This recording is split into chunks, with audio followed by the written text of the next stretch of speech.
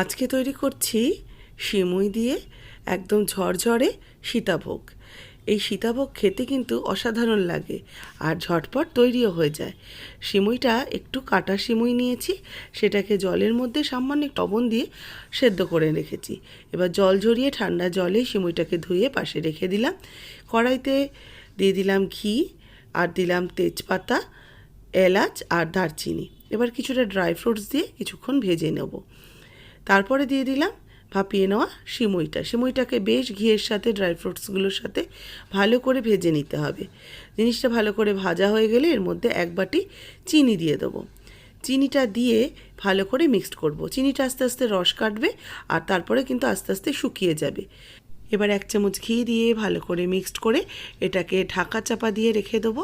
যতক্ষণ না একটু শুকনো হচ্ছে ততক্ষণ রেখে দেবো। শুকনো হয়ে গেলে ঝরঝরে সীতাভোগ তৈরি।